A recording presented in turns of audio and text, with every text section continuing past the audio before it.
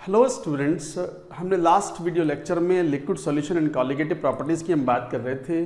तो हमने ये कहा था कि राउल्ट्स लॉ में आइडियल सॉल्यूशन के लिए एक लास्ट में जाते जाते बहुत इंपॉर्टेंट कंक्लूजन ड्रॉ किया था और लिखवाया भी था, आपको बोर्ड पर लिखा भी था हमने। वो क्या था दैट कोई प्योर लिक्विड का फिक्स्ड बॉइलिंग पॉइंट होता है, वो एक पर्टिकुलर टेम्परेचर पे बॉयल ऑफ होता है, but the mixture ideal solution does not boil at a fixed temperature. तो ये एक इंपॉर्टेंट पॉइंट था जो हमने लास्ट लेक्चर में कहा था। By that Raoult's law was over. Raoult's law is applicable for the ideal solution. चलिए थोड़ा और आगे की बात करते हैं नॉन आइडियल सॉल्यूशन की। तो हेडिंग लिखो नॉन आइडियल सॉल्यूशन।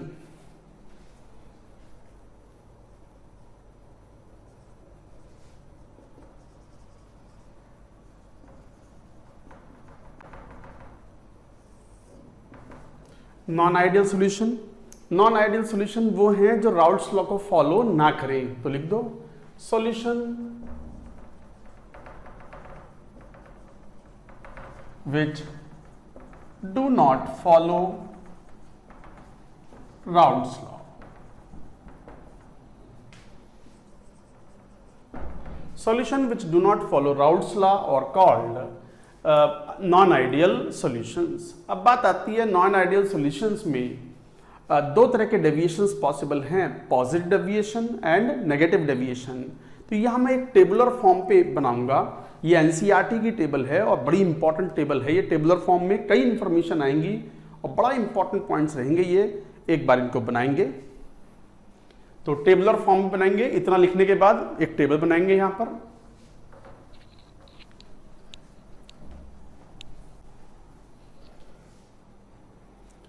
जैसे यहां पर इस तरीके से मान लो डिवाइड कर दो।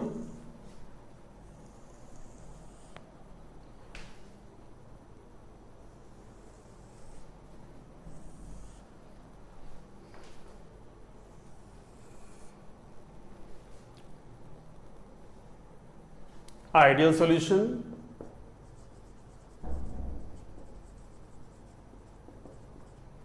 Non ideal solution. Non ideal को भी दो भागों में डिवाइड करेंगे डेविएशंस के बेसिस पर। Positive deviation,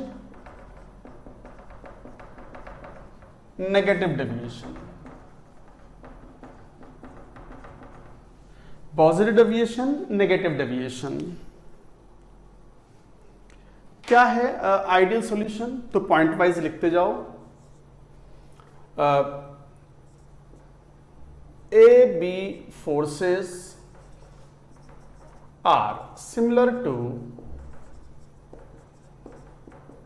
AA and BB forces. तो AB forces are similar to the AA and BB forces. तो कहलाएंगे ये ideal solution. Follows Raoult's law, follows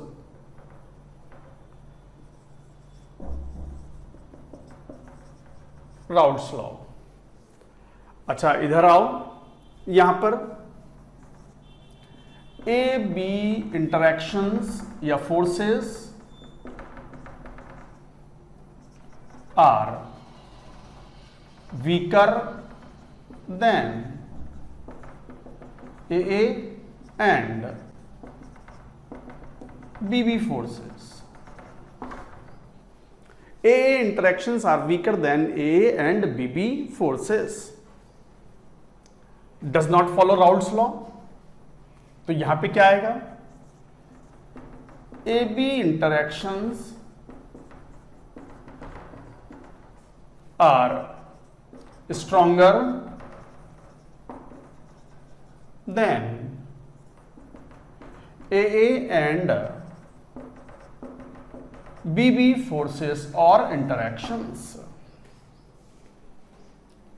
तो इस तरीके से आप ये इंटरैक्शंस की बात करते हो तो ऑब्वियसली यहां राउल्ट्स लॉ फॉलो हो रहा है। तो P observed vapour pressure is equal to P Raoult's. और राउल्ट्स लॉ वेपर प्रेशर क्या था? अगर बाइनरी सॉल्यूशन लें तो that comes out to be XA PA not plus X B P B not. अच्छा यहां पर क्या होगा, क्योंकि यहां पॉजिटिव डेविएशन है तो न्यू फोर्सेस बिकम वीकर, सो पी ऑब्जर्व्ड, अच्छा ये क्या कहलाएगा, does not follow Raoult's law, do not follow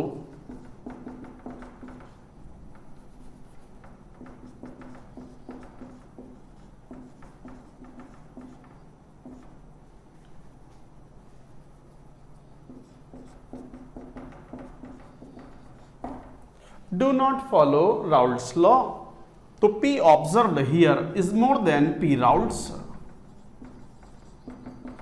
and P Raoult's is nothing but, तो इसका मतलब यहां से क्या हुआ, P observed can be written greater than XA PA naught plus XB PB naught। अच्छा यहां क्या है, यहां observed vapour pressure is less then, जब भी तो नेगेटिव डेविएशन है P राउल्ट्स, मैं समझाता हूं, अभी तो लिख रहे हैं हम, तो इसका मतलब P observed would be less then XA PA not plus XB PB not. ये पहला पॉइंट चल रहा है, मैं एक्सप्लेन कर देता हूं अब आपको। देखो स्टूडेंट्स, यहां पर हम बात कर रहे हैं कि आइडियल सॉल्यूशन कौन, नॉन आइडियल सॉल्यूशन कौन। आइडियल सॉल्यूशन वो जो राउल्ट्स लॉ फॉलो करे, और अगर कोई बाइनरी सॉल्यूशन है दो वोलेटाइल कंपोनेंट का, तो उनका vapour pressure will be equal to XA PA not plus XB PB not. अच्छा ऐसा कब होगा, जब दो लिक्विड्स, मान लो दो लिक्विड हैं, लिक्विड ए ये रहा, लिक्विड बी ये राइट हैंड में मैंने लिया, ऑब्वियसली लिक्विड है तो उसमें इंटरमोलिकुलर फोर्सेस ऑफ अट्रैक्शन तो होंगे, अच्छे खासे स्ट्रांग होंगे, जब भी तो लिक्विड है।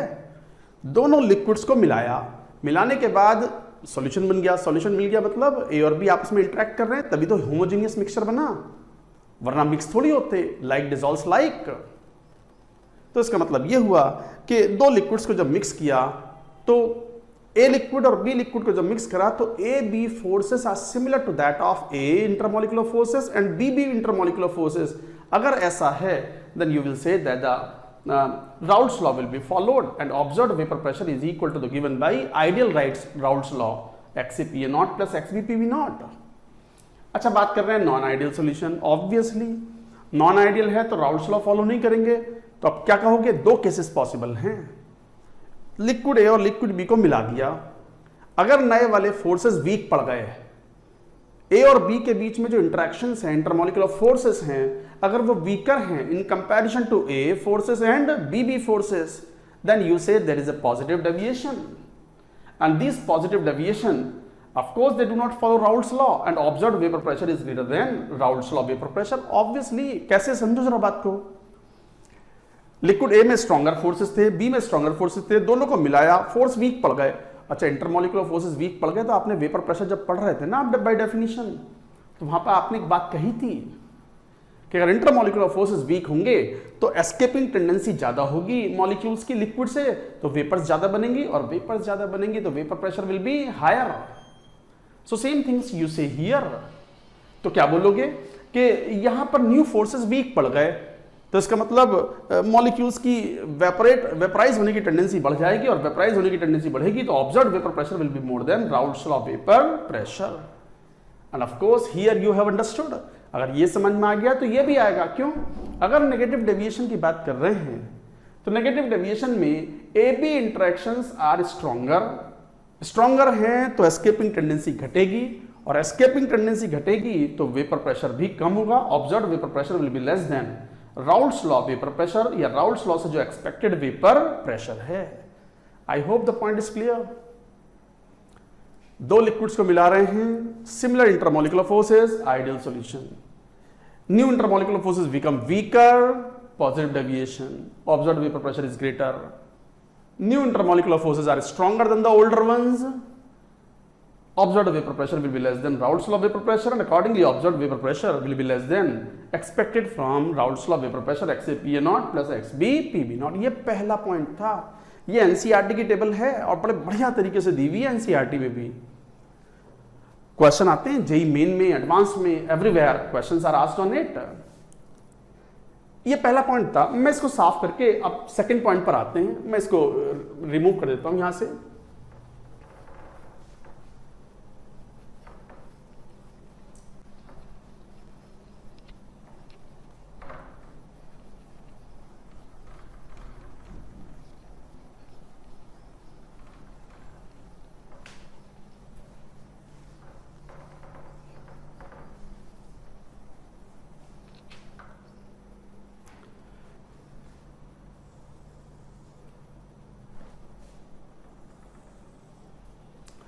सेकेंड पॉइंट देखो ये है कि enthalpy of mixing is zero, entropy of mixing is positive and delta G of mixing is negative. यहां दूसरा point, delta H mixing is positive, endothermic, delta H mixing is positive endothermic, entropy of mixing is positive and delta G mixing is negative. मैं explain करूंगा इसको अभी। अच्छा, यहां फिर क्या लिखोगे, delta H mixing is negative exothermic and delta S mixing is positive and delta G mixing is negative. यहां पर एंडोथर्मिक होने की वजह से वो सॉल्यूशन से हीट एब्जॉर्ब करता है, तब ये मिक्सिंग होती है। Cooling is observed, cooling occurs. Exothermic जब मिक्सिंग करी तो एक्सोथर्मिक प्रोसेस से हीट लिबरेट हुई और वो हीट कौन खा पी गया, सॉल्यूशन। तो सॉल्यूशन का तापमान टेम्परेचर बढ़ जाता है, तो हीटिंग अकर्स।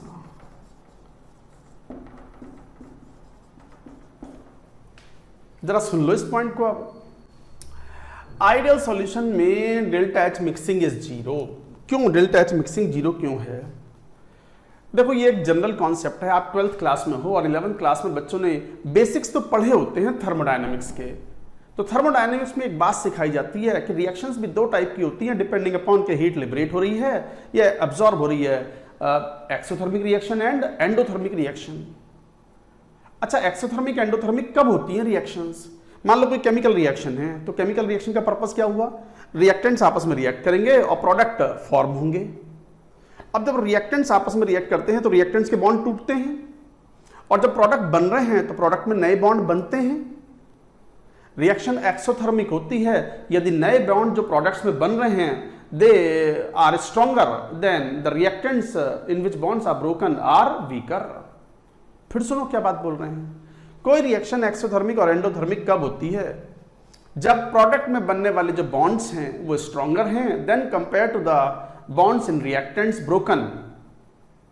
उस केस में एनर्जी रिलीज होती है, process is exothermic. Reaction exothermic कब बताई मैंने? जब प्रोडक्ट के जो बॉन्ड्स बन रहे हैं उनकी बॉन्ड एनर्जी ज्यादा हो, ज्यादा स्ट्रॉन्ग बॉन्ड बन रहे हों। तो ज्यादा स्ट्रॉन्ग बॉन्ड बन रहे होंगे प्रोडक्ट्स में तो रिएक्शन एक्सोथर्मिक होगी। तो रिएक्शन एक्सोथर्मिक है ये रही, ज्यादा स्ट्रॉन्ग बॉन्ड बन रहे हैं, ज्यादा। यही तो कहा था हमने कि AB फोर्सेस आर स्ट्रॉन्गर, इसलिए वेपर प्रेशर भी घट गया इससे पहले वाले पॉइंट में, फर्स्ट पॉइंट में। और रिएक्शन एंडोथर्मिक कब होगी? जब प्रोडक्ट्स में बनने वाले बॉन्ड की बॉन्ड एनर्जी कम हो, वीकर फोर्सेस हो। तो आपने कहा ही था कि पॉजिटिव डेविएशन में दो लिक्विड्स को मिलाने पर न्यू इंटरमॉलिक्यूलर फोर्सेस वीक पड़ गए। तो प्रोडक्ट्स में बनने वाले जो फोर्सेस अगर वीक हैं तो एंडोथर्मिक, और प्रोडक्ट्स में बनने वाले बॉन्ड्स अगर ज्यादा स्ट्रॉन्ग हैं तो वो एक्सोथर्मिक, और प्रोडक्ट्स में बनने वाले बॉन्ड्स अगर सेम एनर्जी के हैं as that of the reactants तो ना एक्सोथर्मिक ना endothermic. That's why we say it is an ideal solution, delta H mixing is zero. अच्छा, delta H mixing of zero का मतलब क्या हुआ? दो लिक्विड को मिलाया तो ना हीटिंग ऑब्जर्व हुई ना कूलिंग ऑब्जर्व हुई, that is called delta H mixing. अच्छा, entropy of mixing is positive क्योंकि रैंडमनेस बढ़ती है। हमेशा याद रखो, सॉलिड को लिक्विड में मिलाओगे एंट्रोपी बढ़ेगी, याद रखना इंपॉर्टेंट।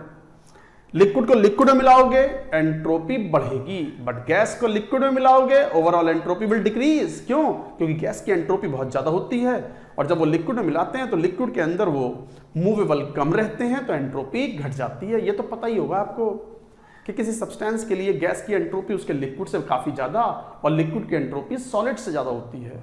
तो ये पॉइंट हमेशा याद रखेंगे, एक जनरल पॉइंट है। Solid plus liquid, delta S mixing positive, liquid plus liquid, delta S mixing positive, but gas plus liquid, delta S mixing negative. ये याद रखना, दिस इज वेरी इंपॉर्टेंट। ये पूरी टेबल इंपॉर्टेंट है और ये पॉइंट भी बड़ा इंपॉर्टेंट है, ये पॉइंट भी बहुत इंपॉर्टेंट है। तो solid plus liquid delta S mixing positive, liquid plus liquid, दो लिक्विड को मिला रहे हैं, एंट्रोपी चेंज हमेशा पॉजिटिव, और गैस को लिक्विड में मिला रहे हैं तो गैस जो है उसकी मोबिलिटी घट जाती है, रैंडमनेस घटती है, तो एंट्रोपी चेंज इज नेगेटिव। अभी तो हम क्या बात कर रहे हैं, क्या चल रहा है ये, लिक्विड इन लिक्विड। क्या चल रहा है ये, लिक्विड इन लिक्विड। तो solution of liquid in liquid वही तो चल रहा था राउल्ट्स लॉ में। तो लिक्विड इन लिक्विड में एंट्रोपी चेंज हमेशा पॉजिटिव, चाहे ये हो चाहे ये हो चाहे ये हो। अच्छा, delta G of mixing negative है, स्पॉन्टेनियस प्रोसेस के लिए डेल्टा जी हमेशा नेगेटिव होगा। अगर सॉल्यूशन बन पा रहा है तो इसका मतलब स्पॉन्टेनियस प्रोसेस हुआ, और स्पॉन्टेनियस प्रोसेस है तो डेल्टा जी क्या हो गया, नेगेटिव। तो delta G is negative in all the three case, entropy change is positive in all the three case, enthalpy change हुआ जीरो क्योंकि new intermolecular forces are same that the older forces. Delta H mixing is positive क्योंकि new intermolecular forces are weaker. Delta H is negative because the new intermolecular forces are stronger. और ये मैंने समझा ही दिया आपको thermochemistry के basis पर कि अगर प्रोडक्ट्स में नए बॉन्ड ज्यादा स्ट्रॉन्ग बनते हैं तो रिएक्शन एक्सोथर्मिक होती है, और एक्सोथर्मिक होगी तो हीट लिबरेट होगी, और वो हीट कौन खा पी जाएगा, अरे कौन खा पी जाएगा उसको, सॉल्यूशन ही खा पी जाएगा, गर्म हो जाएगा सॉल्यूशन, हीटिंग अकर्स। कई बार स्टूडेंट उल्टा बोलते हैं, मुझसे बहुत डाउट पूछते हैं स्टूडेंट्स कि सर एक्सोथर्मिक है तो फिर तो कूलिंग होनी चाहिए ना, हीट लिबरेट हो गई। अरे लिबरेट कहां हो गई, वही खा पी गया सॉल्यूशन, सॉल्यूशन गर्म हो गया। So this was an important point. तो ये था second point. I hope you understand. Now third point, इसको हटा देते हैं, नोट कर ले, स्क्रीन को पॉज करके लिख लिया करो आप, ये बहुत इंपॉर्टेंट टेबल है।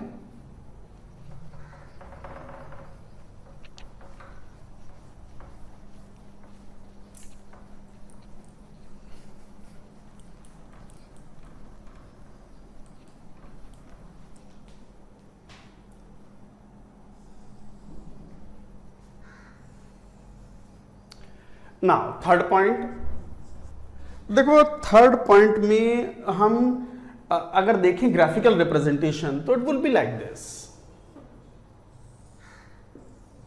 मान लो जैसे ये कॉम्पोजिशन है एंड दिस इज प्रेशर।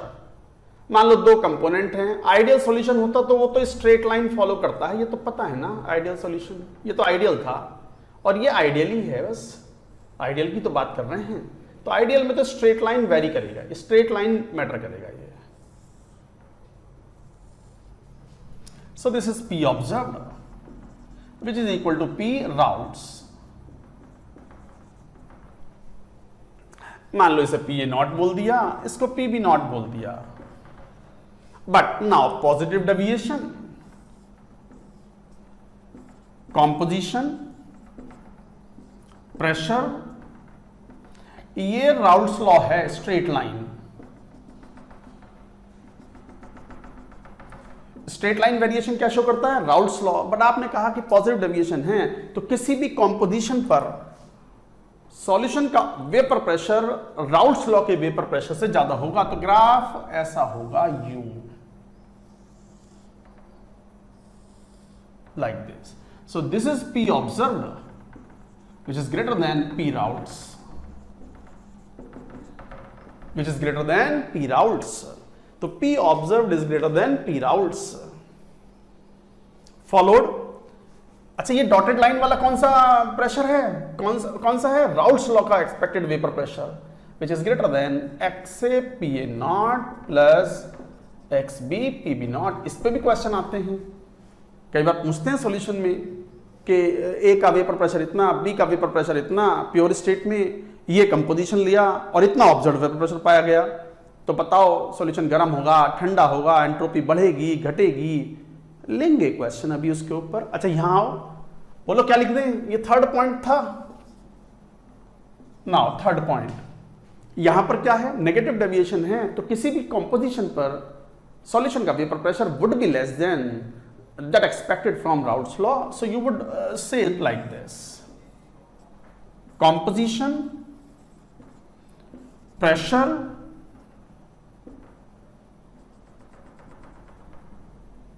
ये तो एक्सपेक्टेड फ्रॉम आइडियल सॉल्यूशन। अब ये होगा इस टाइप से, इस टाइप से, इस टाइप से। तो ये सॉल्यूशन का वेपर प्रेशर है, तो P observe is less than P Raoult's. So like that you will say, तो observe vapour pressure would be less than. अच्छा एग्जांपल्स, सिमिलर नेचर्ड मॉलिक्यूल्स को मिक्स करोगे, सिमिलर नेचर्ड मॉलिक्यूल्स की mixing होगी तो ideal solution मिलेगा। Ideal solution form when similar molecules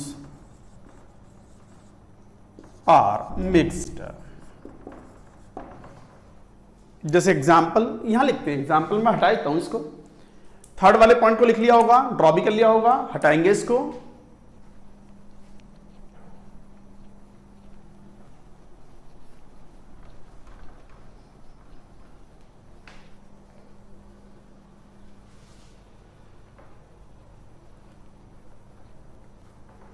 चलो examples ले लेते हैं। ये फोर्थ पॉइंट था हमारा, मान लो फोर्थ पॉइंट था ये। तो एग्जाम्पल्स में जैसे याद भी रखने एग्जाम्पल्स, रिमेंबर, जैसे बेंजीन प्लस टॉलुइन, जैसे another example like n hexane plus n heptane, और एग्जाम्पल जैसे क्लोरोबेंजीन प्लस क्लोरोबेंजीन, ब्रोमोबेंजीन।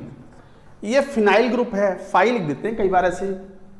तो ये क्लोरोबेंजीन है, ये ब्रोमोबेंजीन है, ब्रोमोबेंजीन। तो फाइल मतलब फिनाइल ग्रुप, तो bromobenzene, chlorobenzene. So these are the examples. Similar natured molecules मिलाओगे तो you will have ideal solution. अच्छा पॉजिटिव डेविएशन के examples, whenever new forces become weaker, जैसे इथेनॉल प्लस वाटर, और इन जनरल, और alcohol plus water, और जैसे acetone plus ethanol, C2H5OH। Liquids हैं ये सब रूम कंडीशंस पर, जैसे CHCl3 chloroform plus CCl4। These are the common examples of positive deviations. तो इस तरीके के एग्जाम्पल्स लेते हैं पॉजिटिव डेविएशंस में। और यहां जैसे एग्जाम्पल ले लें, तो here if we take the examples you will say, जैसे water plus normal carboxylic acid, जैसे HCOH, RCOH, water plus HNO3, H2SO4, ये सब भी। और एग्जाम्पल जैसे एनिलीन प्लस C2H5OH। अभी रीजन बताएंगे, याद करने का तरीका भी बताएंगे आपको। और जैसे एग्जाम्पल, और ये तो बहुत ही इंपॉर्टेंट एग्जाम्पल है, बड़ा जोर शोर से ये NCERT में लिखा हुआ है, chloroform plus acetone.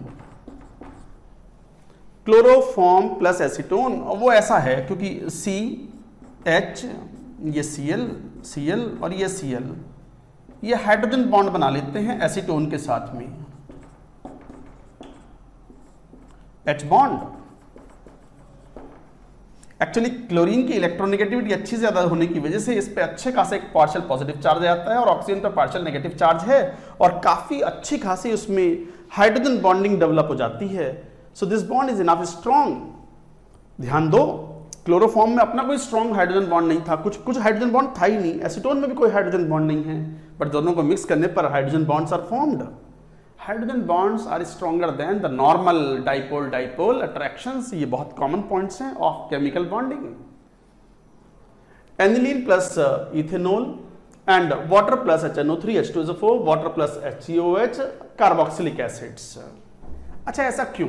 Negative deviation पे आओ। अच्छा ये तो समझ में आ गया होगा, सिमिलर टाइप के मॉलिक्यूल्स हैं, सिमिलर काइंड ऑफ इंटरेक्शंस हैं, तो यू विल से it is a case of ideal solution.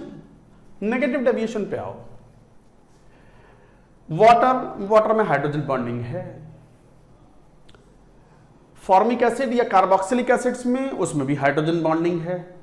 Hydrogen bonding is special case of dipole dipole attraction. अब दोनों को मिक्स कर दिया मैंने, पानी को लिक्विड है रूम कंडीशन पर, फॉर्मिक एसिड वो भी लिक्विड है रूम कंडीशन पर, दोनों को मिक्स करा तो आप तो जानते हो कि HCOH फॉर्मिक एसिड वाटर के अंदर आयोनाइज हो जाता है, 2, 4, 5, 10% जो भी आयोनाइज होगा वीक एसिड है, तो क्या देगा H+ ion and format ion.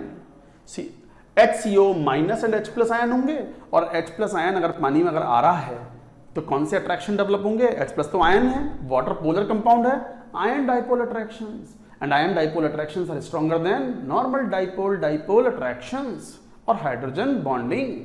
अच्छा और लो एग्जांपल, ये ले लो, ये वाला water hydrogen bonding is present, pure H2SO4 या HNO3 hydrogen bonding is present. नहीं, HNO3 नहीं टूटता H+ और नाइट्रेट आयन में, टूटता तो जब पानी मिलाते हैं। अब पानी मिला रहे हैं, इसमें भी हाइड्रोजन बॉन्डिंग थी, इसमें भी हाइड्रोजन बॉन्डिंग थी, दोनों को मिक्स कर दिया। HNO3 एक स्ट्रॉन्ग एसिड है, पानी में डालते ही पूरा टूट गया। H+ आयन और कौन सा आयन? Nitrate ion. अब H+ आयन बहुत सारा बन गया, नाइट्रेट आयन बहुत सारा बन गया, और कौन से फोर्सेस डेवलप हो गए? Ion dipole attractions. Ion dipole कौन प्रोवाइड करेगा? पानी है ना। Ion dipole attractions are stronger than hydrogen bonding. So new forces after mixing have become stronger than the older one. You will say it is negative deviation. So this is also the case of negative deviation. इसमें कोई hydrogen bonding नहीं थी, इसमें कोई hydrogen bonding नहीं थी जब ये अकेले अकेले थे, अलग अलग। जब इनको क्लब कराया गया, मिक्स किया गया दोनों लिक्विड्स को, a sort of hydrogen bonding is developed, and this is a very important case. So these kind of examples you should remember. अच्छा, एनिलीन प्लस अल्कोहल क्यों? एनिलीन क्या है? एक वीक बेस। अल्कोहल मत लो इसमें, तुम एक काम करो, इसको चेंज करके ऐसा करो, RCO CH3COH ले लो। एनिलीन एक base, weak base, acidic acid अब वीक एसिड, रिएक्शन तो होगी, और जब रिएक्शन होगी कंप्लीट रिएक्शन हो जाएगी, और क्या बनेगा? एनिलीनियम आयन बनेगा, और इधर एसिटेट आयन बनेगा। आयन के बीच में forces of attraction would be stronger. So this is also an example of negative deviation. So these are the examples are very important, you should remember. ये table अपने आप में बहुत इंपॉर्टेंट थी, ये टेबल ही अपने आप में एक बहुत बहुत इंपॉर्टेंट टेबल है, ये सब स्टूडेंट्स याद रखेंगे। तो ये था डेविएशंस। डेविएशन के ऊपर एक क्वेश्चन कई बार ऐसे पूछ लेते हैं, मैं बता देता हूं। ये टेबल कंप्लीट हो गई यहां पर, एनसीईआरटी भी जरूर फॉलो करें इस टेबल के लिए, और वहां कोई एडिशनल एग्जाम्पल हो तो वो नोट भी कर लें। एनसीईआरटी में कोई एडिशनल एग्जाम्पल दिया हुआ हो तो नोट भी कर लें, उनको काम आएंगे ये सब। Let's take one numerical based on it.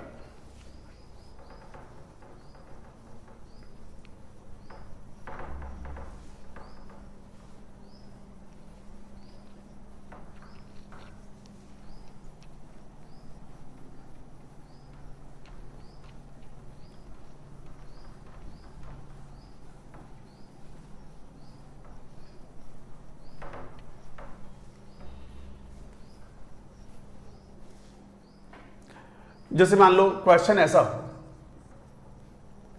Question में ऐसा कह दिया जाए कि PA0 मान लो कुछ दिया हुआ है 200 टॉर, PB0 कुछ दिया हुआ है 100 टॉर,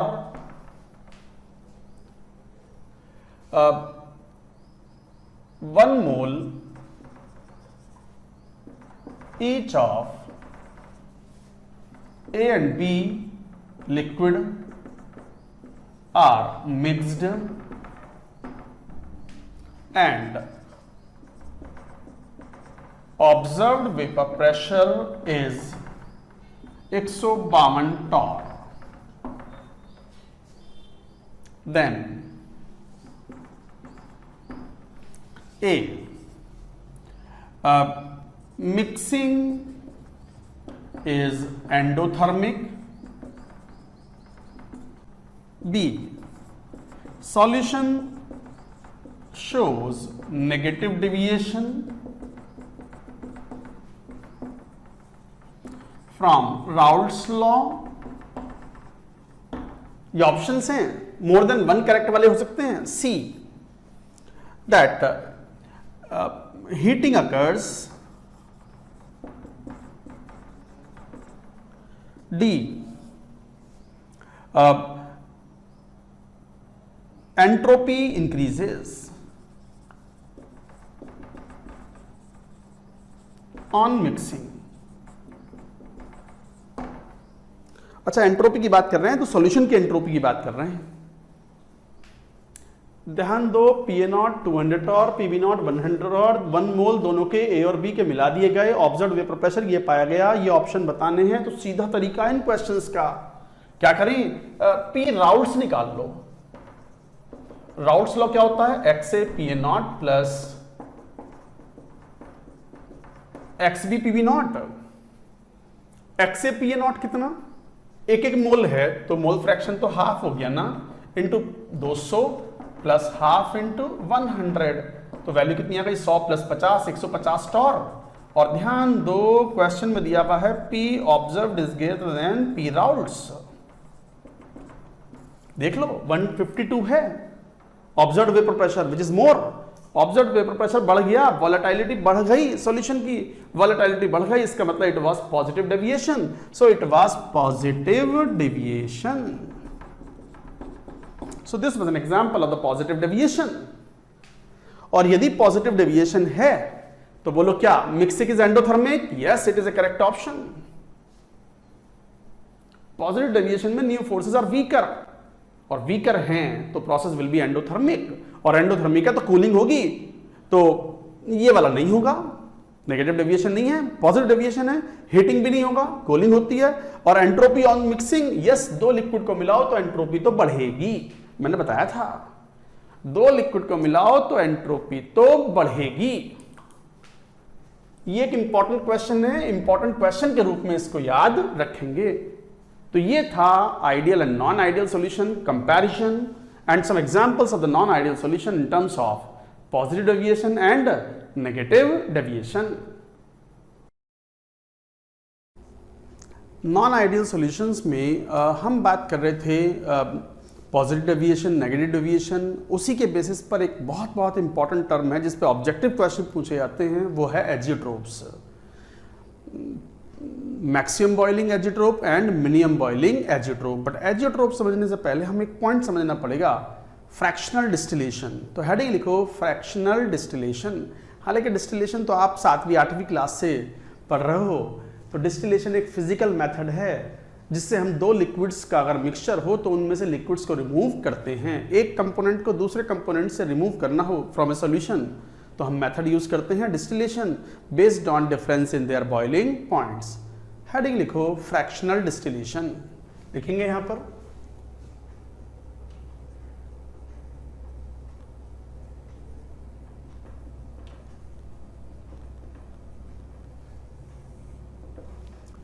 फ्रैक्शनल डिस्टिलेशन, देखो जैसा कि हमने डिफाइन किया, distillation is the physical method of separation of components of a solution due to the difference in their boiling point. तो एक बार परिभाषा तो लिख ही लें, तो लिखो it is the physical method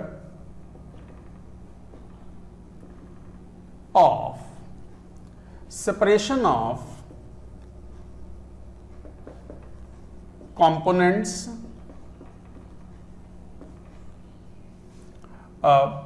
it is the physical method of separation of components of a solution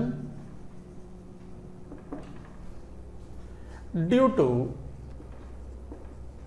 the difference in their boiling points।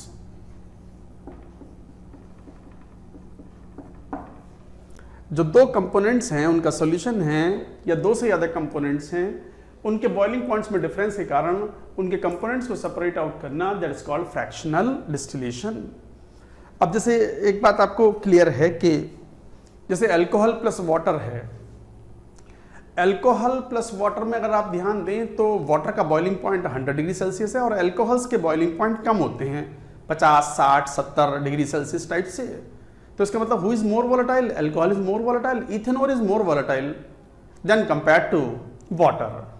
तो water और अल्कोहल का मिक्सचर है, आप उसे हीट करो, तो हीट करोगे तो क्या होगा, किसकी वेपर बनाने की टेंडेंसी ज़्यादा होगी, जो ज़्यादा वोलेटाइल होगा।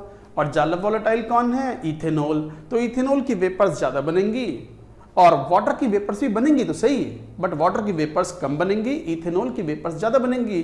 तो इसका मतलब वो जो लिक्विड को हमने हीट किया उसके ऊपर जो वेपर्स बनी, तो vapours will be rich with respect to the ethanol in comparison to water vapours.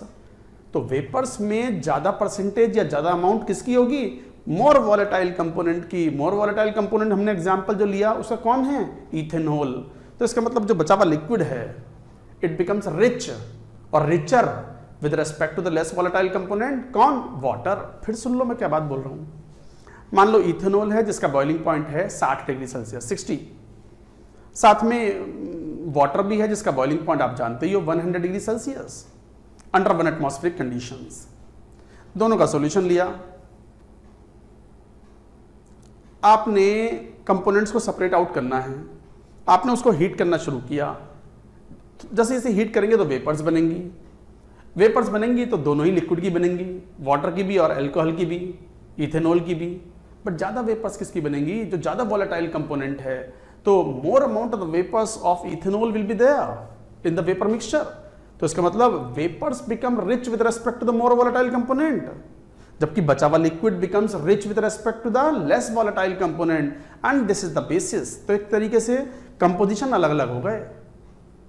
ए और बी है, मान लो दो लिक्विड्स, जैसे हमने इथेनॉल और वाटर लिए। मान लो ए ज्यादा वॉलेटाइल है तो बॉइलिंग पॉइंट कम होगा उसका, बी कम वॉलेटाइल है तो उसका बॉइलिंग पॉइंट ज्यादा होगा। दोनों के सॉल्यूशंस को हमने हीट किया, सब आइडियल सॉल्यूशंस की जिस तरीके से बात करते हैं। हीट करने पर क्या होगा? ए ज्यादा वॉलेटाइल था तो ए की वेपर्स ज्यादा बनी, तो vapours are rich with respect to A, जबकि liquid is rich with respect to the less volatile component B. तो एक तरीके से ए के रेस्पेक्ट में लिक्विड और वेपर्स का कंपोजिशन अलग अलग है। लिक्विड के अंदर हम एक्स यूज करते हैं और वेपर्स में हम कंपोजिशन बताने के लिए वाई यूज करते हैं, मोल फ्रैक्शंस। तो we can say that X A is different from Y A, X P is different from Y B. तो इसका मतलब यह हुआ कि जब दो लिक्विड्स के मिक्सचर को हम हीट करते हैं तो जो वेपर्स का कंपोजिशन होता है वो लिक्विड के कंपोजिशन से अलग होता है। Y A is not equal to x A, Y B is not equal to x B.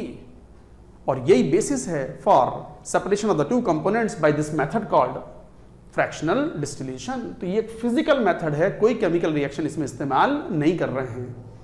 तो इसका मतलब fractional distillation is the physical method of separation of the components of a solution due to the difference in their boiling points. अच्छा, अब एक बात clear है, आप components को सेपरेट आउट या एक कंपोनेंट को दूसरे के रेस्पेक्ट में एनरिच जब कर सकते हो जब composition of the vapour is different from the composition of liquid. तो लिक्विड और वेपर कंपोजिशन डिफरेंट हो तो लिखेंगे इस बात को एज ए नोट करके।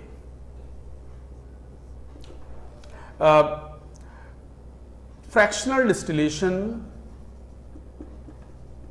या ऐसे लिखो essential condition for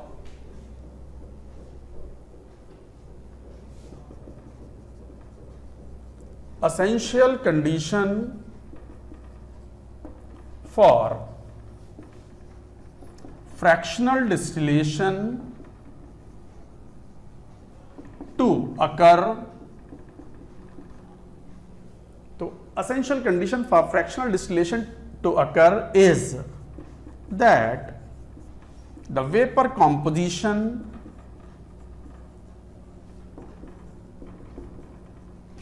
must be different from liquid composition.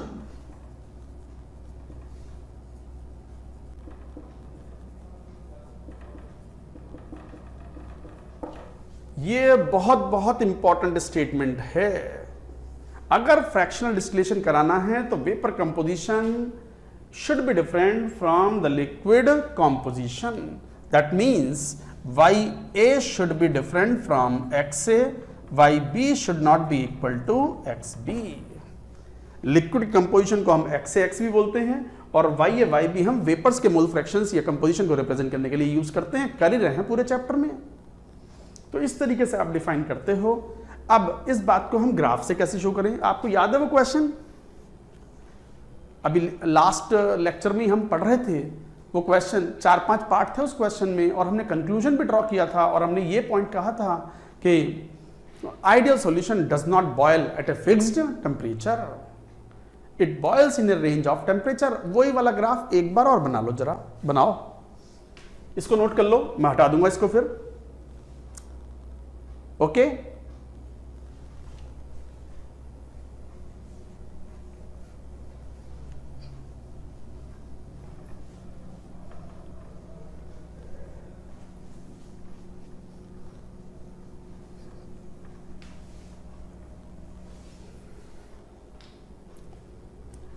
जैसे वो डायग्राम देखो ये था,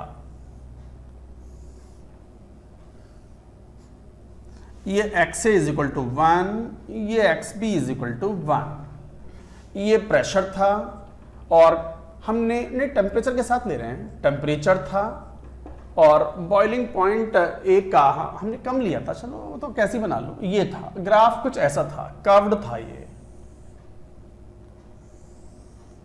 इस टाइप से।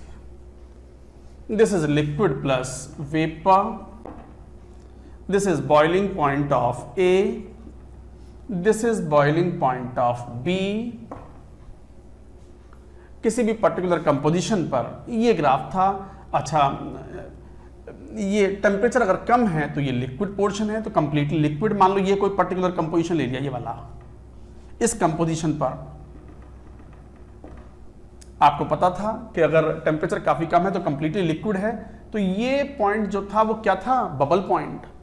फर्स्ट बबल यही तो फॉर्म हुआ था, पढ़ा चुका हूं, सब सिखा चुका हूं आपको। तो ये बबल पॉइंट था, ये बबल पॉइंट कर्व है और ये पूरा लिक्विड है, तो इस टेम्परेचर से जस्ट नीचे इट विल बी लिक्विड और इस पॉइंट से ऊपर इट विल बी वेपर, और इनके बीच में it is liquid plus vapour. और ये जो कर्व्ड लाइन थी, कर्व्ड ग्राफ था, this is nothing but liquid composition curve.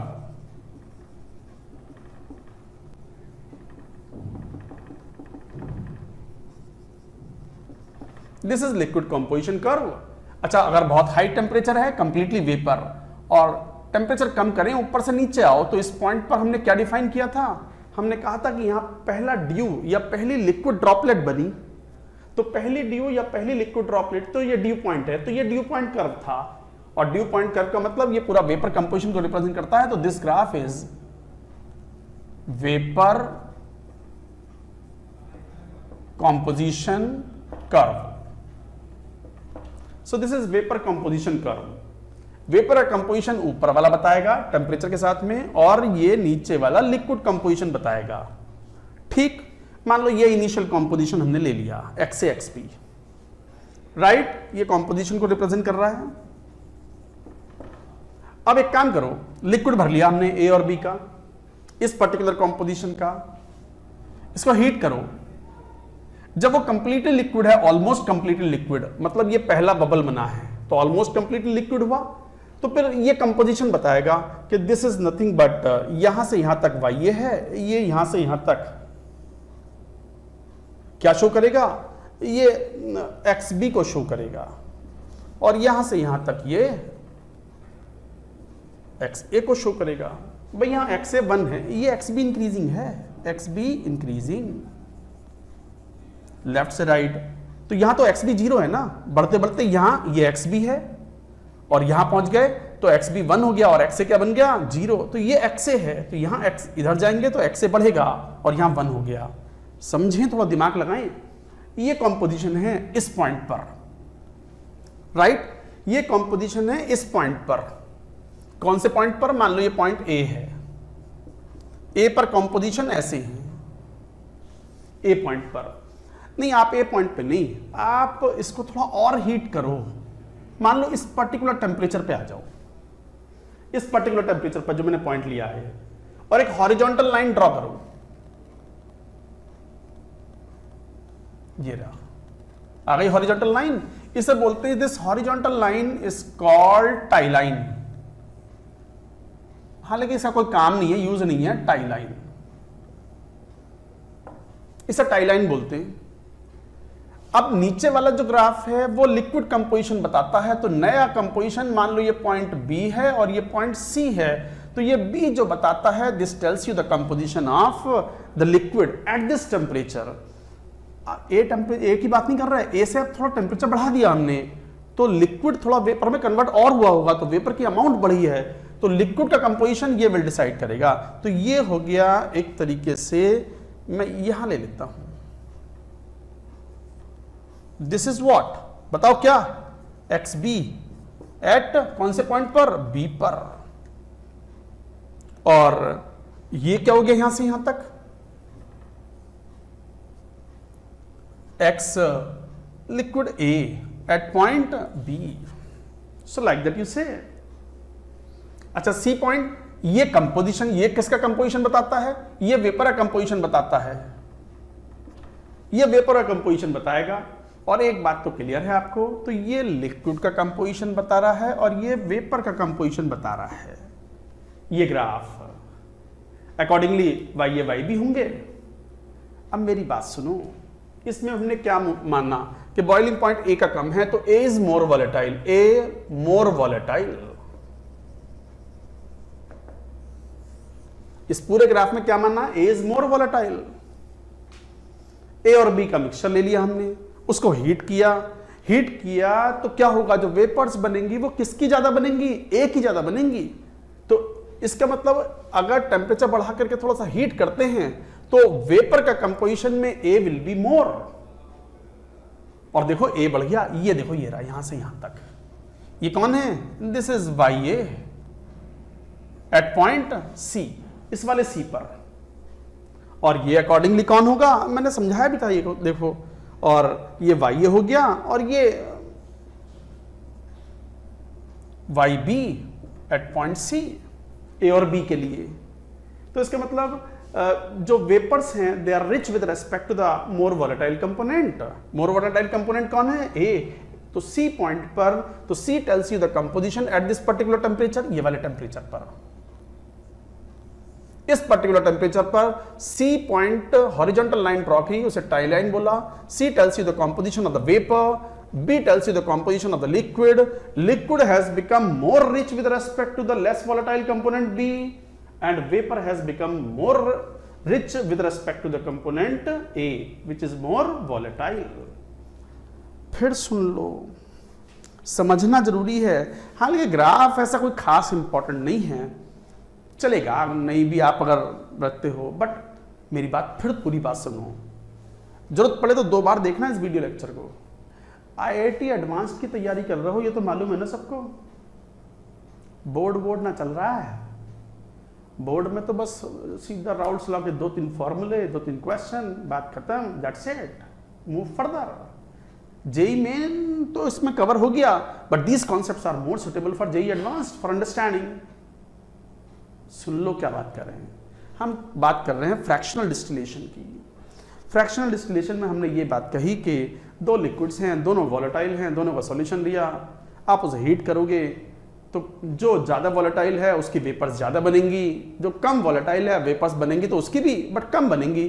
तो vapours become rich with respect to the more volatile compound, और बचा हुआ जो लिक्विड है that becomes rich with respect to the less volatile component. इस बात को हम ग्राफ से शो कर रहे हैं। क्वेश्चन सॉल्व करने के लिए ग्राफ की आवश्यकता नहीं पड़ेगी। ग्राफ से क्या शो कर रहे हैं, एक्स इज इक्वल टू 1, यहाँ ए ले लिया तो बॉइलिंग पॉइंट ए का कम है तो ए ज्यादा वॉलेटाइल हुआ देन कंपेयर टू बी। और ये ग्राफ हम बना ही चुके थे टेम्परेचर का कंपोजिशन के साथ में आइडियल सॉल्यूशन के लिए। This is all for ideal solution. अभी ये आइडियल सॉल्यूशंस की बात कर रहे हैं हम। राउल्स लॉ जो फॉलो करें तो किसी पर्टिकुलर कंपोजिशन पर अगर पॉइंट ए है तो ए पर ये नीचे वाला जो कर्व्ड लाइन है या कर्व्ड ग्राफ है ये लिक्विड कंपोजिशन को बताएगा और ऊपर वाला वेपर कंपोजिशन को बताएगा। लिक्विड कंपोजिशन जैसे हमने बताया कि यहां से यहां तक ये एक्स बी है और यहां से यहां तक एक्स ए है, ठीक है। आप थोड़ा सा और टेम्परेचर पर हीट करो, यहां पहुंचो, यहां इस पर्टिकुलर टेम्परेचर टी पर वेपर की अमाउंट अब थोड़ी बढ़ गई होगी और लिक्विड की अमाउंट थोड़ी घटी होगी, और लिक्विड और वेपर का कंपोजिशन कौन बताएंगे, हॉरिजॉन्टल लाइन ड्रॉ करो जिसे बोलो टाई लाइन। ये टाई लाइन जहां कट करे, कौन सी लाइन को, लिक्विड कंपोजिशन लाइन को, इसे लिक्विडस भी बोलते हैं, लिक्विडस भी बोलते हैं। तो ये लिक्विड कंपोजिशन या लिक्विडस को जहां कट करेगा ये नए कंपोजिशन को बताएगा लिक्विड के, और नए कंपोजिशन में साफ दिखाई पड़ता है कि देखो XB बढ़ गया, लेस वॉलेटाइल कंपोनेंट की अमाउंट बढ़ गई, परसेंटेज बढ़ गई इन द रिमेनिंग लिक्विड, और वेपर कहां पहुंच गया, लेफ्ट साइड में मतलब C पर, और C पर देखो YA की वैल्यू बढ़ गई, A की वैल्यू बढ़ चुकी है, तो इसका मतलब vapours become rich with respect to the more volatile component and remaining liquid becomes rich with respect to the less volatile component. मैं समराइज कर दूं, 1 2 3 बार पढ़ोगे तो पूरी बात समझ में आती है, but graph is not essential. Graph तो आप चाहो तो पढ़ो, चाहो तो नहीं पढ़ो। क्वेश्चन सॉल्व करने में कहीं ग्राफ की कोई आवश्यकता नहीं होगी। IIT का कोई भी क्वेश्चन है तो इस ग्राफ के बगैर भी आप क्वेश्चन को सॉल्व कर सकते हो। बट हम सिर्फ क्या बात कहना चाह रहे हैं, फ्रैक्शनल डिस्टिलेशन का भी एक नोट लिखा था हमने जस्ट थोड़ी देर पहले। फ्रैक्शनल डिस्टिलेशन जब भी संभव है जब vapour composition is different from the liquid composition. YA should be different from XA, YB should be different from XB। अरे YA XA और YB XB अगर बराबर हो गए तो वेपर हटाने का फायदा क्या, परसेंटेज वाइज तो कॉम्पोजिशन तो सेम ही रहा ना। Conclusion, whenever a liquid mixture of the two components binary solution को हम हीट करते हैं, vapors become rich with respect to the more volatile component, जबकि बचा हुआ liquid becomes rich with respect to the less volatile component, and this becomes the basis for separation of the two components or enrichment of the one component with respect to the other. I hope the point is clear. अब आगे की बात, एक term use करते हैं distillate और condensate. अब मान लो मैंने A और B का मिक्सचर भर लिया, A ज्यादा वॉलेटाइल है, भर लिया, मुझे A और B को सेपरेट आउट करना है, तो क्या करें, थोड़ा सा हीट करो इसको, हीट करके उसके जो बबल पॉइंट है उससे थोड़ा ऊपर जाओ, तो जो वेपर्स बनेंगी, vapours will become rich with respect to the more volatile component. A के रेस्पेक्ट में ज्यादा रिच हो जाएंगी, जैसा एग्जांपल लिया है। उन वेपर्स को लो, कंटेनर, नीचे लिक्विड, हीट करा, वेपर्स बनी, हटाओ वेपर्स को यहां से, हटा के दूसरा लिक्विड में भरो। ये रहा देखो दूसरा लिक्विड दिख रहा है हाथ से, ये जो लिक्विड ऑब्टेन हुआ इसे बोलते हैं कंडेंसेट और डिस्टिलेट। डिस्टिलेशन के बाद ऑब्टेन हुआ है ना वो लिक्विड, डिस्टिलेशन के बाद हुआ है ना ये लिक्विड, ना ये तो पानी है।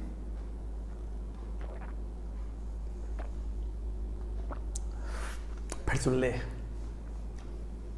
2 लिक्विड A और B, सॉल्यूशन भर दिया, सेपरेट करना है दोनों कंपोनेंट्स को, फ्रैक्शनल डिस्टिलेशन परफॉर्म कराना है।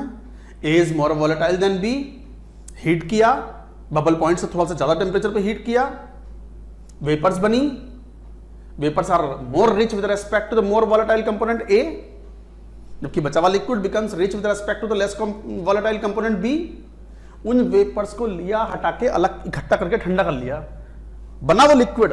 तो ये जो लिक्विड बना है इसे बोलते हैं कंडेंसेट और डिस्टिलेट। कंडेंसेशन के बाद या डिस्टिलेशन के बाद जो बना है इसे कहते हैं हम कंडेंसेट और डिस्टिलेट। और जो लिक्विड बचा रह गया that is called remaining liquid और रेजिडुअल लिक्विड। रिमेनिंग लिक्विड और रेजिडुअल लिक्विड।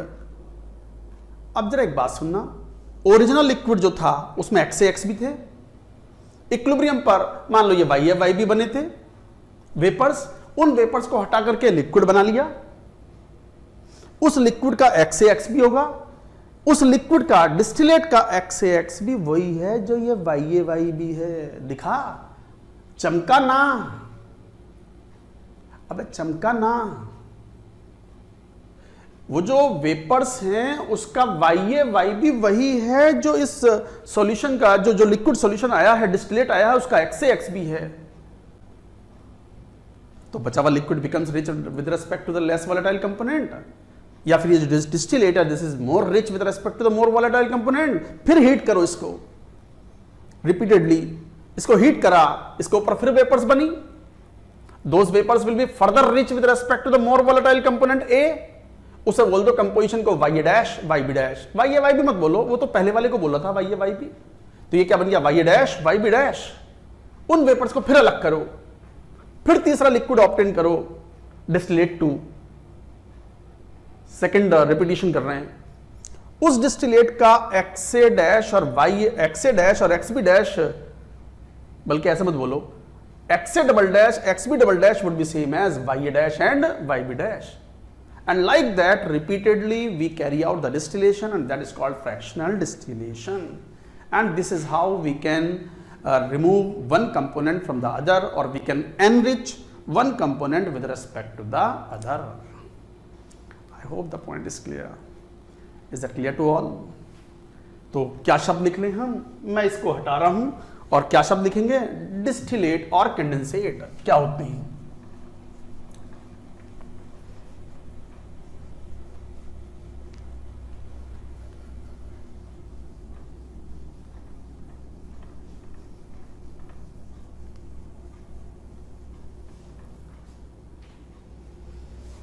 जैसे ये था लिक्विड,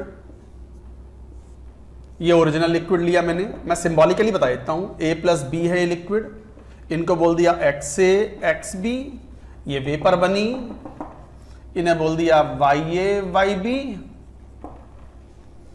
इन वेपर्स को रिमूव किया, वेपर्स रिमूव्ड, और उनको लिक्विड में फिर कन्वर्ट कर लिया, और रिमूव करके यहां ले आए, vapours removed converted into liquid.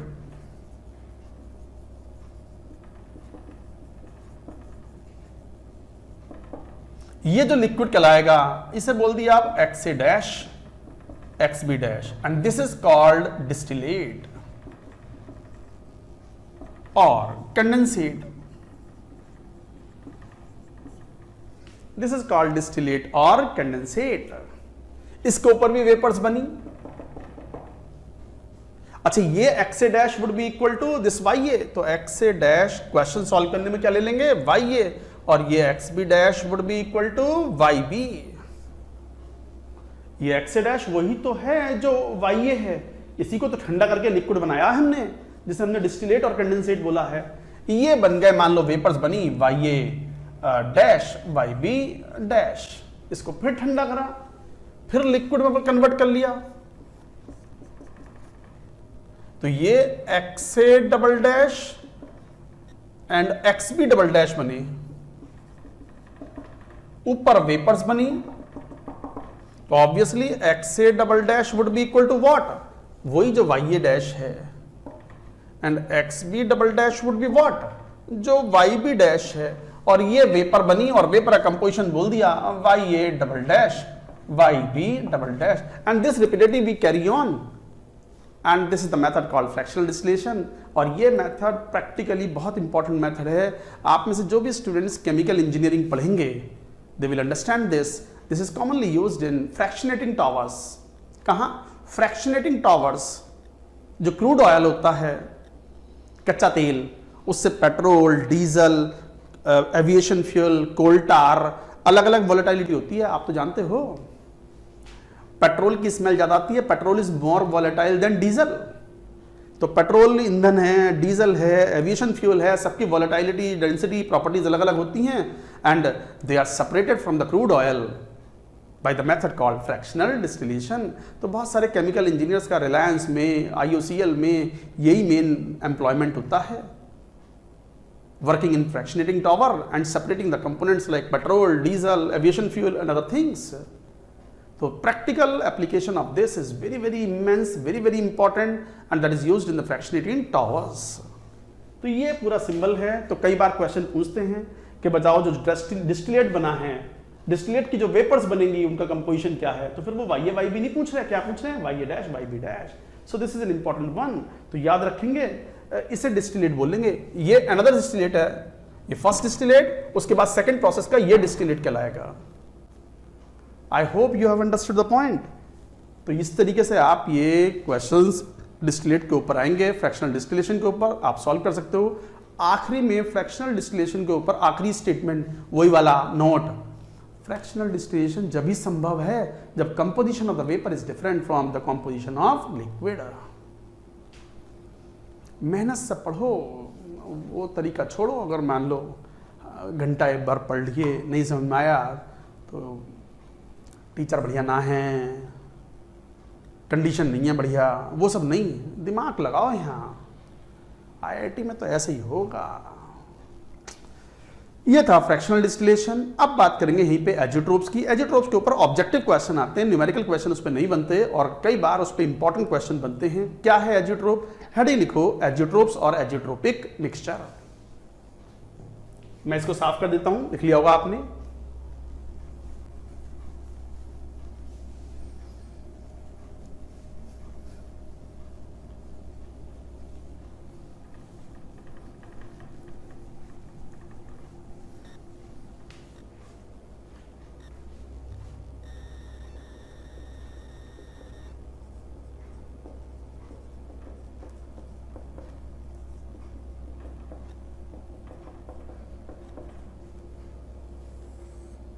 Azeotrope और एजियोट्रोपिक मिक्सचर क्या होते हैं? नॉन आइडियल सॉल्यूशन होते हैं, they are never the ideal solutions. तो it is non ideal solution, ये वर्ड इंपॉर्टेंट है, याद रखेंगे। It is non ideal solution of definite composition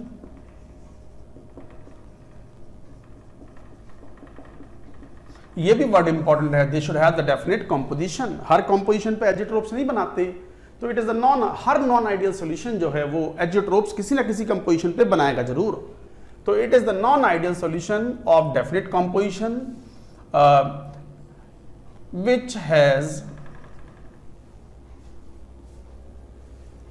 same composition of liquid and vapor form, and therefore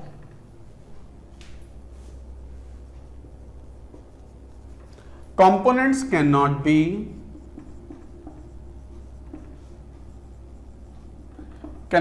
separated by fractional distillation.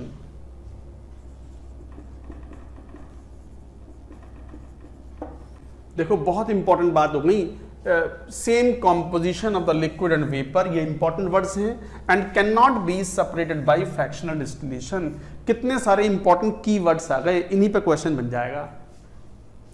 Number 1, azeotrope और एजियोट्रोपिक mixture liquid solution है जो कि non ideal है, एक डेफिनेट कंपोजिशन का है, और इसकी खास बात यह है कि लिक्विड एंड वेपर का कंपोजिशन सेम होता है। तो इसी केस में y is equal to x A, y भी is equal to x B होने के कारण आप इनके कंपोनेंट्स को सेपरेट आउट डिस्टिलेशन द्वारा नहीं कर सकते। तो फ्रैक्शनल डिस्टिलेशन से इनके कंपोनेंट्स को सेपरेट आउट नहीं किया जा सकता। ये एक इंपॉर्टेंट बात है। सच सॉल्यूशंस और azeotropes boil at a definite temperature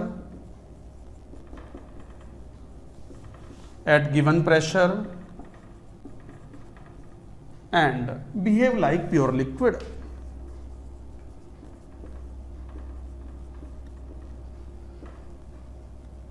With respect to the boiling, these behave like pure liquid. तो azeotropes boil at a definite temperature and at given pressure and behave like pure liquid. कैसे? ये बात diagram या graph से मालूम पड़ेगी। Graph बनाते हैं, ये मैं हटा देता हूं, डेफिनेशन तो हो गई। और एजियोट्रोप्स भी दो तरीके के हैं, maximum boiling azeotrope and minimum boiling azeotrope. तो लिखो, इसको हटा देते हैं।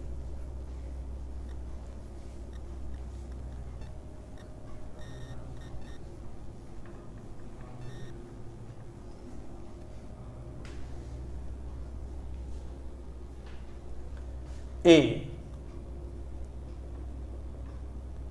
मिनिमम बॉइलिंग एजियोट्रोप, वो नाम से मालूम पड़ रहा है कि दो लिक्विड्स का सॉल्यूशन है ये। और मिनिमम बॉइलिंग का मतलब इस एजियोट्रोप का जो बॉइलिंग पॉइंट है that is lower than the individual boiling points of the components. तो boiling point of such azeotrope is lower than that of individual components. तो boiling point of such azeotrope is lower than the individual components. Boiling point घट गया तो volatility तो और बढ़ गई, और वॉलेटिलिटी बढ़ गई तो ऐसा कब होगा, नॉन आइडियल है, कब होगा, जब पॉजिटिव डेविएशन हो। It is due to positive deviation from Raoult's law. ये पॉजिटिव डेविएशन की वजह से होता है, तो इसका मतलब minimum boiling azeotrope positive deviation show करते हैं, और इनका बॉइलिंग पॉइंट इंडिविजुअल कंपोनेंट्स के बॉइलिंग पॉइंट से कम होता है। ग्राफिकली शो करें तो it will be like this. This is temperature and this is composition. जैसे एग्जांपल्स इसके all showing the positive deviation, जैसे ethanol plus water,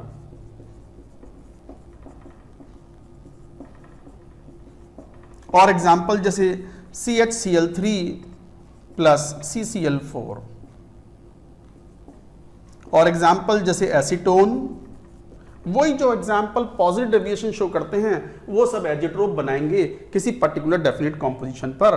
acetone plus मान लो इथेनॉल C2H5OH, ये सब एजियोट्रोप बनाएंगे। जैसे ये वाला एग्जाम्पल ले लो, ये बड़ा कॉमन एग्जाम्पल भी होता है लाइक दिस। मान लो ये वाटर ले लिया, XH2O इज इक्वल टू 1, और ये X C2H5OH is equal to 1। ये बॉइलिंग पॉइंट थोड़ा कम रहता है, ये 373 केल्विन, और ये लगभग ऐसे ही आता है 351.5 केल्विन। ये कुछ इस टाइप से शो करता है।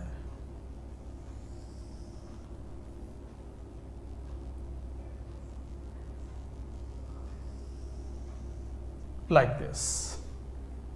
This is the particular composition which is agiotrope. So this is agiotrope, and this is found to be nearly X mole fraction of C2H5OH, लगभग 0.95 के आसपास होता है, and the boiling point is lesser. This value is nearly 351 Kelvin. ये azeotrope है। अब इस point पर जरा देखो, टेम्परेचर है, it is behaving like a pure liquid. इस टेम्परेचर से जस्ट नीचे कंप्लीटली लिक्विड, और इससे जस्ट ऊपर कंप्लीटली वेपर, और यहां लिक्विड प्लस वेपर, यहां भी लिक्विड प्लस वेपर इसमें। तो एक पर्टिकुलर कंपोजिशन वाला जो है वो एजियोट्रोप बनाएगा। And the components of the agiotropes cannot be separated by fractional distillation. ये है एजियोट्रोपिक कंपोजिशन। ये मिनिमा था ग्राफ का। ये ग्राफ बनाते समय ध्यान रखना, ये मिनिमा है, मतलब ये ग्राफ ऊपर ही भागेगा फिर बाद में। ये मिनिमा ही है, ग्राफ का मिनिमा है ये, क्योंकि boiling point of this azeotrope is lesser than the individual boiling points. ये वाटर का बॉइलिंग पॉइंट 100 डिग्री सेल्सियस, और इथेनॉल आई थिंक 351.5 है, and boiling point of the azeotrope is 351 kelvin, which is lesser than both the components. तो इस तरीके से define करते हो। तो what is azeotrope? Non ideal solution of definite composition, behaving like a pure liquid, having the same composition of the liquid and vapour, can not be separated by fractional distillation.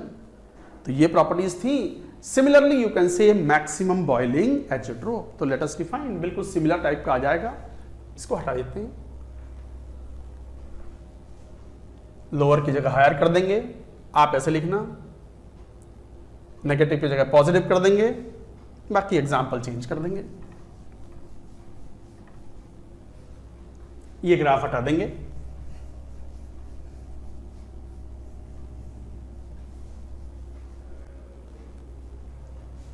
B, maximum boiling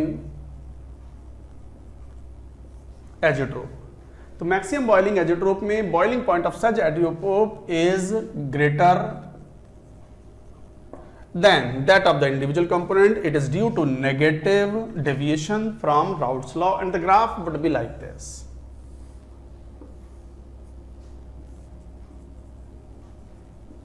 composition, and this is temperature. मान लो components कुछ ऐसे ले लें,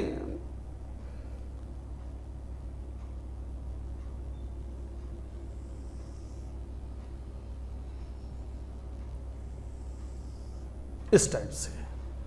सो this is the maximum boiling azeotrope. इस point पर, इस definite composition पर ही वो एजेट्रोप होगा। मान लो XA is equal to 1, XB is equal to 1। This is boiling point of B, this is boiling point of A। This is liquid plus vapour and at this temperature this is the boiling point of azeotrope. ये है boiling point of azeotrope, boiling point of azeotrope. और ध्यान दो, ये एक definite boiling point है, और definite boiling point किसका होता है? प्योर लिक्विड का। सो दिस एजियोट्रोप और azeotropes in general behave like pure liquids. Pure liquid की तरह बिहेव करते हैं ये, और इनको फ्रैक्शनल डिस्टिलेशन द्वारा सेपरेट आउट इस कॉम्पोजिशन को नहीं किया जा सकता। एग्जांपल्स वही जो नेगेटिव डेविएशन शो करते हैं, जैसे एसीटोन प्लस क्लोरोफॉर्म, ये बड़ा फेमस एग्जाम्पल है। और जैसे वाटर प्लस कार्बोक्सिलिक एसिड और HNO3 और H2SO4। So like that you can take the examples of the azeotropes. एक बार फिर समझ लें, मैक्सिमम बॉइलिंग एजियोट्रोप, मैं सब रिवीजन करा देता हूं आपको। क्विक समरी, क्विक, पहला नोट कर लो, मैं पानी निपटा दूं।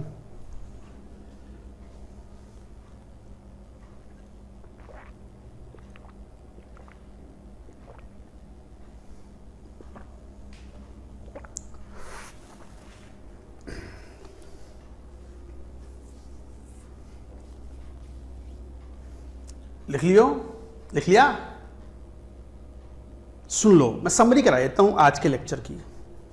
Non ideal solution which do not follow Raoult's law। Non ideal solution भी दो टाइप के, showing the positive deviation, showing the negative deviation. Positive deviation वो शो करते हैं जहां पर मिक्सिंग के बाद जो सॉल्यूशन बनता है उनमें इंटरमॉलिक्यूलर फोर्सेस वीक पड़ जाते हों, so that observed vapour pressure of such solution is more than that from Raoult's law. दूसरे होते हैं नेगेटिव डेविएशन, जहां पर new forces after mixing the two liquids become stronger, तो वॉलेटिलिटी घट जाती है, वेपर प्रेशर घट जाता है, बॉइलिंग पॉइंट बढ़ जाता है। और ये नेगेटिव डेविएशन में जहां पर न्यू इंटरमॉलिक्यूलर फोर्सेस स्ट्रॉन्गर हों, बहुत कॉमन एग्जांपल्स हैं वहां जहां पानी में डुबोने पर आयंस जनरेट होते हों, carboxylic acids, strong acids, mineral acids like HNO3, H2SO4, liquid हो मगर। And a very special case of what? Acetone plus chloroform. 3-4 बार बोल दिया मैंने आज आदमी उसको, बड़ा इंपॉर्टेंट है वो, और NCERT उस पर जोर शोर से लिखता भी है, और वो IIT में आ भी चुका है। अच्छा, ऐसा नहीं होता कि IIT में कोई पॉइंट एक बार नहीं आ गया, एक बार आ गया तो फिर वो नहीं आएगा। कई बार बोलते हैं स्टूडेंट, अच्छा ये कॉन्सेप्ट बड़ा भारी सा क्वेश्चन है IIT एडवांस में, एक बार आ गया अब ना आएगा, छोड़ो छोड़ो। पागल हो क्या? ऐसा थोड़ी होता है, पागल है क्या? ऐसा थोड़ी होता है। तो like that you have to do, so the boiling point of such azeotrope is greater. अच्छा, उसके बाद हमने डिफाइन किया फ्रैक्शनल डिस्टिलेशन। फ्रैक्शनल डिस्टिलेशन में आपको ये समझाया, सिखाया कि फ्रैक्शनल डिस्टिलेशन के अंदर आप जब भी दो कंपोनेंट्स को सेपरेट आउट या एनरिच कर सकते हो जब vapour composition different from the liquid composition. और साथ में ये भी पता है कि जब वेपर्स बनती हैं लिक्विड के ऊपर, they are more volatile than they are more enriched with respect to the more volatile component. उन वेपर्स को हटा करके जब लिक्विड बनाते हो तो that is called distillate. Distillate is richer in the more volatile component than compare to the original liquid mixture. Repeatedly इसको perform कराते हैं and we get the desired concentration of the more volatile और the less volatile component. This is called fractional distillation. Then comes azeotrope. Non ideal solution होते हैं, पहला keyword. Definite composition के होते हैं, दूसरा कीवर्ड। की मतलब important words. Same liquid and vapour composition होता है, another keyword. Can not be separated by fractional distillation, another keyword. और चूंकि एक फिक्स्ड बॉइलिंग पॉइंट होता है इस एजियोट्रोप्स का, so they behave like pure liquid. और सिंगल लिक्विड लिक्विड की तरह बिहेव करते हैं, एक सिंगल लिक्विड की तरह। दो तरह के होते हैं, मिनिमम बॉइलिंग, यदि पॉजिटिव डेविएशन हो बॉइलिंग पॉइंट घट जाता है। मैक्सिमम बॉइलिंग, यदि नेगेटिव डेविएशन हो, बॉइलिंग पॉइंट एजियोट्रोप का दोनों कंपोनेंट के कंपैरिजन में ज्यादा होता है, और जो नेगेटिव डेविएशन शो करेगा वो किसी ना किसी कंपोजिशन पर एजियोट्रोप तो पक्का बनाएगा। Ideal solutions do not form azeotropes. तो ये थी कहानी, चैप्टर का पहला पार्ट हो गया। कौन सा चैप्टर का नाम क्या था जरा बताइए? Liquid solution. और लिक्विड सॉल्यूशन के 3 चीज पढ़नी थी, लिक्विड इन लिक्विड अभी फिनिश हुआ, हो गया। अब पढ़ेंगे गैस इन लिक्विड और एंड में आएगा सॉलिड इन लिक्विड। तो liquid in liquid is finished. आज बस यही स्टॉप करेंगे। नेक्स्ट वीडियो लेक्चर में we shall talk about solution of gas in liquid. उसमें मेनली हम पढ़ेंगे Henry's law, very very important, IIT JEE की खास पसंद है वो। That's it for now.